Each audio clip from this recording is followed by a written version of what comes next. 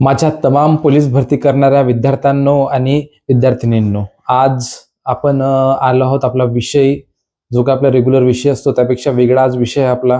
तर ठीक आहे, पोलीस भरती बद्दलची आपण सगळी माहिती, पोस्ट बद्दल, कास्ट वाईज जी सगळी माहिती असेल, महत्वाची माहिती, पोलीस भरतीचा फॉर्म कसा भरावा, कुठून भरावा, ठीक आहे, या सगळ्या गोष्टींची माहिती आपण या व्हिडिओच्या माध्यमातून आज बघणार आहोत विद्यार्थी मित्रांनो. ठीक आहे, तर लक्षपूर्वक सगळी माहिती ऐका आणि शेवटी त्यामधून तुम्ही या गोष्टीचा विचार करा की आपल्याला फॉर्म कुठून भरायचा आहे. म्हणजेच काही लेडीज लोक असतील, त्यांना दूर जाणं शक्य नसेल, आपली जर ड्युटी लागली तर आपल्याला ड्युटी ती करता येईल का, या सगळ्या गोष्टीचा विचार करून आणि कॉम्पिटिशन किती आहे, जागा किती आहेत, या सगळ्या गोष्टींचा विचार करून आपण हा फॉर्म भरावा विद्यार्थी मित्रांनो. त्यासाठी आपण स्पेशली तुमच्यासाठी हा व्हिडिओ घेऊन आलो आहोत. ठीक आहे, तर मी सुमित चव्हाण तुमचं सगळ्यांचं स्वागत करतो आपल्या सक्सेस इज करिअर अकॅडमीमध्ये. ठीक आहे, तर आज आपण सर्वप्रथम बघणार आहोत.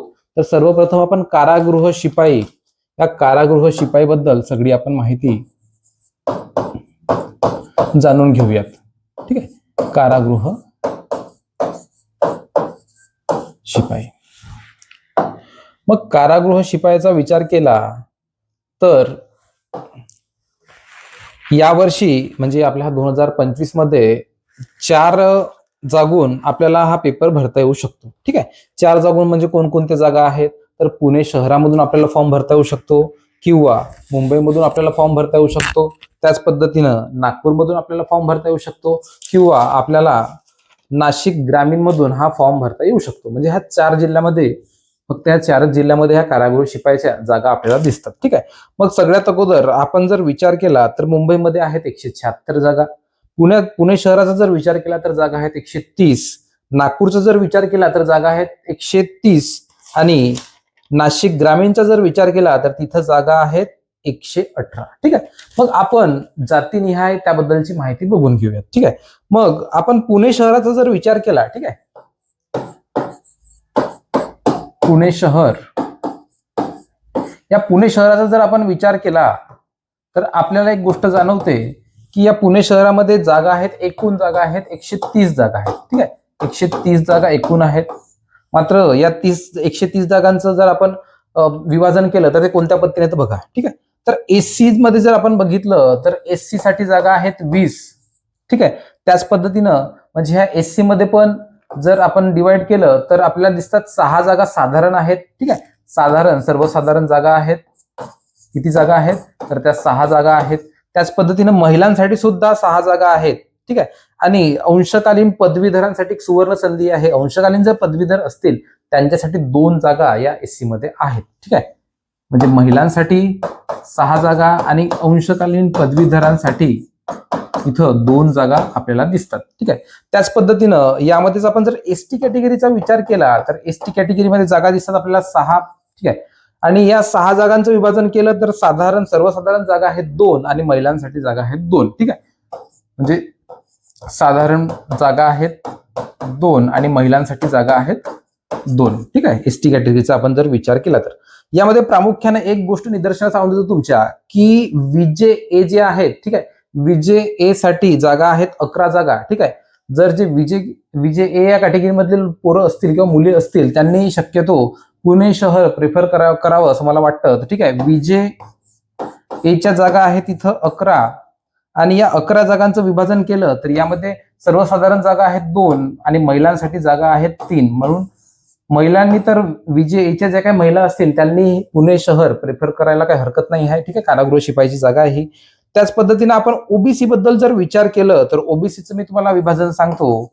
ओबीसीच्या टोटल जागा आहेत इथं 35. ठीक आहे, आणि या 35 जागांचं पुन्हा विभाजन केलं तर सर्वसाधारण जागा आहेत 8. सर्वसाधारण जागा आहेत 8. लक्षपूर्वक ऐका. ठीक आहे, प्रत्येक गोष्ट मला इथं लिहायला जमणार नाही, मात्र मी प्रत्येक गोष्ट तुम्हाला सांगतो, तर तुम्ही ती गोष्ट तुमच्या वहीमध्ये लिहून ठेवा, किंवा फॉर्म किंवा त्या गोष्टीवर थोडं विचार करा. आपल्याला तिथून भरायचं आहे का, इथं जायला जमेल का, सगळ्या गोष्टीचा विचार करून तुम्ही तो फॉर्म भरा. ठीक आहे, मग त्यानंतर महिलांचा जर विचार केला तर महिलांच्या जागा आहेत 11. म्हणजे मी एक गोष्ट पुन्हा इथं तुम्हाला सांगेन की विजे ए नी सुद्धा 3 जागा असल्यामुळे पुणे शहरातून फॉर्म भरणं सोयीस्कर ठरेल त्यांच्यासाठी, आणि ओबीसीच्या ज्या काही महिला असतील त्यांच्या 11 जागा आहेत, त्यांनी सुद्धा इथून फॉर्म भरलं पाहिजे असं मला वाटतं. ठीक आहे, त्यानंतर माजी सैनिकांचा जर विचार केला तर माजी सैनिकांच्या जागा आहेत इथं 5. ठीक आहे, त्यांनी पण इथं विचार करायला हरकत नाही. माजी सैनिक जे काही उमेदवार असतील त्यांनी सुद्धा या ओबीसी कॅटेगरीचे जे माजी सैनिक असतील त्यांनी सुद्धा पुणे शहरामधून फॉर्म भरलं तरी काही हरकत होणार नाही. ठीक आहे, त्यानंतरचा आपण विचार केला तर अंशकालीन पदवीधरांच्या सुद्धा इथं जागा आहेत. किती? तर इथं जागा आहेत 4. ठीक आहे, मग त्यानंतर आपण एसीबीसीचा जर विचार केला तर एसीबीसीच्या जागा आहेत 13. 13 मध्ये सर्वसाधारण जागा आहेत 3 आणि महिलांच्या जागा आहेत 4. म्हणजे एसीबीसीच्या ज्या महिला असतील त्यांनी सुद्धा काही भरायला हरकत नाही. ओपनच्या जागा आहेत 5. त्यामध्ये ओपन मध्ये जर आपण विचार केला तर सर्वसाधारण जागा आहे 1 आणि महिलांच्या आहेत जागा 2. म्हणजे एकंदरीत तुमच्या कॅटेगरी वाईज जरी जागा दिसल्या मात्र ओपन मध्ये जागा बिलकुलच नाहीत.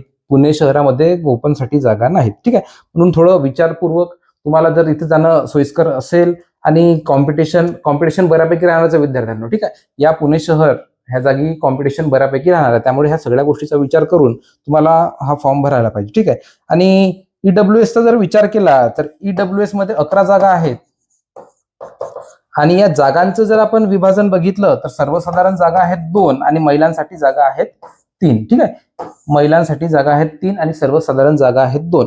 फक्त यामध्ये पुणे शहरामध्ये मला एकच गोष्ट चुकीची वाटते की ते ओपनच्या जागा खूप कमी आहेत. ठीक आहे, फक्त 5 जागा आहेत.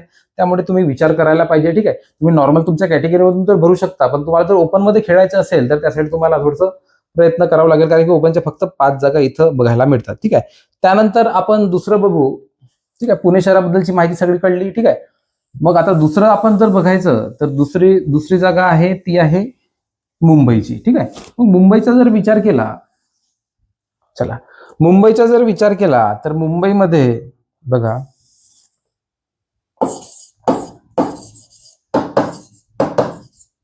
मुंबईमध्ये एकूण जागा आहेत 176 जागा आहेत. ठीक आहे, ओपनसाठी सुवर्ण संधी आहे आणि या मुंबईच्या 176 जागापैकी ओपन मध्ये किती आहेत तर ओपन मध्ये तुम्हाला या जागा दिसतात 92 जागा दिसतात. ओपनच्या 92 जागा या मुंबईमध्ये दिसतात आणि या 92चं जर आपण विभाजन केलं तर या 92 मध्ये आपल्याला दिसतं महिलांच्या जागा आहेत 28 आणि सर्वसाधारण जागा आहेत 24.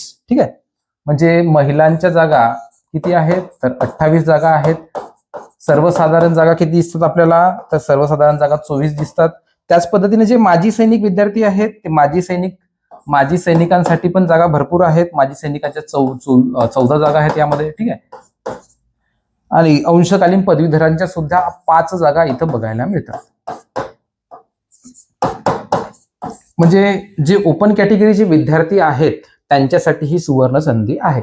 म्हणजे ओपनसाठी तुम्ही जर ओपन मधून असाल तर मी तुम्हाला शक्यतो मुंबईमधूनच कारागृह शिपायासाठी फॉर्म भरायला मी इथं तुम्हाला सुचवेन. ठीक आहे, त्यानंतर आपण एससी कॅटेगरीचा जर विचार केला, एससी कॅटेगरीमध्ये 8 जागा आहेत. ठीक आहे, 8 जागा आहेत तुमच्या एससी कॅटेगरीच्या आणि त्याच्यामध्ये साधारण जागा आहेत तुमच्या 4 आणि महिलांच्या जागा आहेत 2. ठीक आहे, म्हणजे जे सर्वसाधारण जे मुलं आहेत या 4 जागा आणि ओपन मधून पण तुम्ही खेळणार म्हणजे त्या 24 जागा, अशा पद्धतीने तुम्हाला 28 जागा इथं बघायला मिळतात. ठीक आहे, एक सुवर्ण संधी म्हणायला काही हरकत नाही. ठीक आहे, त्यानंतर आपण एसटी कॅटेगरीचा जर विचार केला तर एसटी कॅटेगरीमध्ये जागा आहेत 4. ठीक आहे, आणि त्यामध्ये त्यांचं विभाजन जर आपण केलं तर सर्वसाधारण जागा आहेत 2 आणि महिलांची फक्त एकच जागा इथं बघायला आपल्याला मिळते. ठीक आहे, त्याच पद्धतीने ओबीसीचा जर विचार केला, ओबीसीच्या जागांचा विचार केला तर ओबीसीच्या एकूण जागा आहेत 21. या 21 मध्ये सर्वसाधारण जागा आहेत 7 आणि महिलांच्या जागा आहेत 6 आणि माजी सैनिकाच्या 3. बघा, मी माजी सैनिकांना म्हणजे मी माझ्या मताप्रमाणे, आता शेवटी भरणं न भरणं तो तुमचा प्रश्न आहे, वैयक्तिक प्रश्न आहे. ठीक आहे, पण माझ्या अनुभवावरून सांगतो की माजी सैनिक जे आहेत जागांच्या अनुषंगाने तुम्हाला मुंबईमधून फॉर्म भरणं अत्यंत सोयीस्कर ठरेल. पुण्यापेक्षाही सोयीस्कर तुम्हाला कारागृह शिपायासाठी मुंबईमधून फॉर्म भरणं चांगलं होईल. ठीक आहे, सगळ्या गोष्टीचा विचार करून तुम्ही मुंबईमधून फॉर्म भरू शकता. त्यानंतर ओबीसीचा आपण इथं परामर्श घेतला. त्यानंतर आपण एसीबीसीचा जर विचार केला तर एसीबीसीच्या जागा आहेत 16 आणि या 16 जागांमध्ये सर्वसाधारण जागा आहेत 4 आणि महिलांच्या जागा आहेत 5. आणि एसीबीसी प्रमाणेच ईडब्ल्यूएस, ठीक आहे, इकॉनॉमिक विकर सेक्शन्स जे आहेत त्यांच्या पण जागा 16 आहेत. त्यामध्ये सर्वसाधारण जागा 6 आणि महिलांच्या जागा 5 अशा पद्धतीनं ह्या तुम्हाला मुंबईसाठी जागा मिळतात. ठीक आहे. ओपन कॅटेगरीसाठी सुवर्ण संधी आहे. माजी सैनिक आणि ओपन कॅटेगरीवाल्यांना मी म्हणेन की मुंबईमधून तुम्ही फॉर्म भरायलाच पाहिजे, ठीक आहे, कारागृह शिपाईसाठी. आणि अजून एक महत्वाची गोष्ट म्हणजे अनाथ जे विद्यार्थी आहेत ज्यांची सर्टिफिकेट निघली आहे अशा विद्यार्थ्यांसाठी पण 2 जागा आहेत, ठीक आहे. त्यांनी पण इथून फॉर्म भरायला हरकत नाही, अनाथांनी इथून फॉर्म भरायला काय हरकत नाही, ठीक आहे. ह्या अशा पद्धतीनं ह्या जागा झाल्या आपल्या मुंबईच्या. त्याच पद्धतीने अजून मी तुम्हाला एक गोष्ट सांगेन, महिलांसाठी तर मी सांगितलं थोडं पुण्यातून तुम्ही प्रेफर करा. मात्र जर ओपनच्या जर महिला असतील, ठीक आहे, त्यांनी इथून भरायला काय हरकत नाही, मुंबईमधून भरायला काय हरकत नाही, ठीक आहे. अशा पद्धतीने आपण ही मुंबईची पूर्ण माहिती घेतली. त्यानंतर आपण बघू नागपूरमधून, ठीक आहे.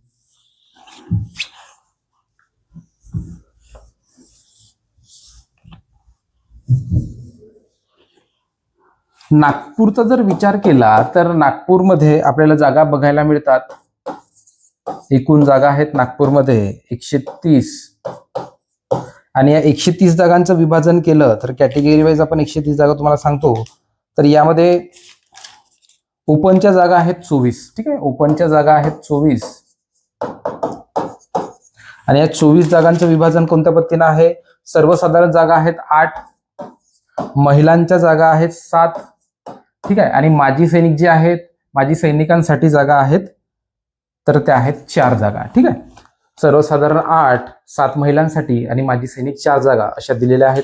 त्याच पद्धतीने एससी कॅटेगरीचा जर विचार केला नागपूरमधून तर एससी कॅटेगरीमध्ये जागा आहेत तुमच्या 17, त्यामध्ये सर्वसाधारण 4, महिला 5 आणि माजी सैनिक 3, माजी सैनिक 3 जागा आणि अंशकालीन पदवीधराच्या जागा सुद्धा यामध्ये आहेत. तर अंशकालीन पदवीधराच्या 2 जागा यामध्ये बघायला मिळतात एससी कॅटेगरी.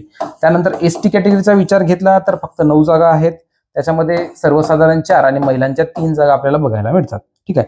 ओबीसीचा जर विचार केला तर ओबीसी मध्ये आपल्याला जागा आहेत बघायला मिळतात 20 जागा. या 20 जागांचं जर आपण विभाजन केलं तर सर्वसाधारण जागा आपल्याला पाहायला मिळतात त्या आहेत 6, महिलांच्या जागा आहेत 6 आणि माजी सैनिक आहेत 3 जागा माजी सैनिकाच्या आपल्याला बघायला मिळतात. माजी सैनिक 3 जागा आपल्याला बघायला मिळतात, ठीक आहे. त्याच पद्धतीनं अजून ईडब्ल्यूएस आणि एसीबीसीच्या दोन्हीची जागा समान आहेत, ठीक आहे. त्या जागा आहेत 13 मी तुम्हाला जागा इथं सांगतो. मी ईडब्ल्यूएस आणि एसीबीसी दोन्हीसाठी सेमच आहे, ठीक आहे. ईडब्ल्यूएस आणि एसीबीसी दोन्हीसाठी जागा आहेत 13, त्यामध्ये साधारण आहेत 3 आणि महिलांच्या आहेत 4, ठीक आहे. जे ईडब्ल्यूएस आणि एसीबीसी ज्या महिला आहेत त्या पण नागपूरमधून फॉर्म प्रेफर करू शकतात, ठीक आहे. तुम्हाला ओपनच्या 7 आणि इथं 4 जागा तुम्हाला मिळतात, ठीक आहे. त्याच पद्धतीनं मुलांसाठी पण ईडब्ल्यूएस आणि एसीबीसी जे काही विद्यार्थी आहेत, मुलं आहेत, त्यांना 3 जागा आणि ओपनच्या 8 जागा, म्हणजे एवढ्या जागासाठी तुम्हाला ते मिळतं, एक प्लॅटफॉर्म मिळतं, ठीक आहे. मग अशा सगळ्या जागा झाल्या आपल्या नागपूरमधल्या, ठीक आहे. त्यानंतर आपण शेवटचं जे आहे नाशिक ग्रामीण. नाशिक ग्रामीणचा जर विचार केला तर नाशिक ग्रामीण मध्ये टोटल जागा आहेत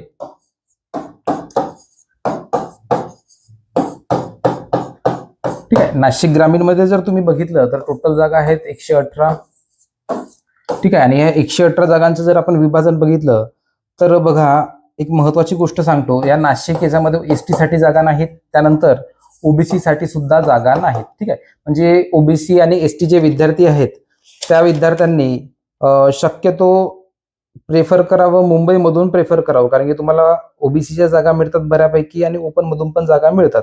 पण मुंबई प्रेफर करा किंवा पुणे शहर प्रेफर करा, एसटीचे विद्यार्थी असोत किंवा त्याच पद्धतीनं ओबीसीचे विद्यार्थी असोत, ठीक आहे. यामध्ये जागा तितकशा काही दिसत नाही, त्यामुळे मी तुम्हाला इतकंच सांगेन की तुम्ही एक तर पुणे शहर किंवा मुंबई या 2 जागून फॉर्म भरणं प्रेफर करा, ठीक आहे.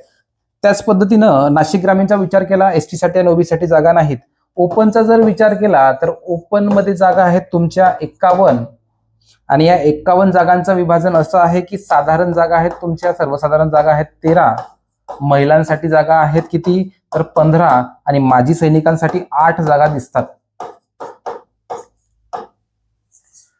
म्हणजे जे ओपन कॅटेगरीचे विद्यार्थी आहेत त्यांनी या नाशिक ग्रामीण मधून फॉर्म भरणं सोयीचं ठरेल, ठीक आहे.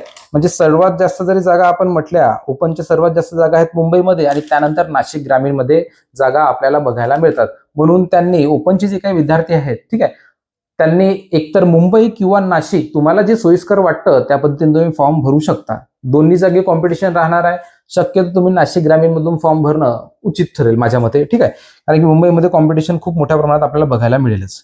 त्याच पद्धतीने आपण एससी कॅटेगरीचा जर विचार केला तर एससी कॅटेगरीच्या 17 जागा बघायला मिळतात, ठीक आहे. आणि 17 जागांचं जर आपण विभाजन केलं तर सर्वसाधारण जागा आहेत 4, महिलांच्या जागा आहेत 5 आणि माजी सैनिकांच्या जागा आहेत 3, ठीक आहे, लक्षात ठेवा. त्यानंतर ईडब्ल्यूएस जर आपण विचार केला आणि एसीबीसी यामध्ये सुद्धा ईडब्ल्यूएस आणि एसीबीसीच्या दोन्ही जागा समान आहेत, ठीक आहे. ह्या ईडब्ल्यूएस जागा आहेत टोटल यामध्ये 12 जागा आहेत.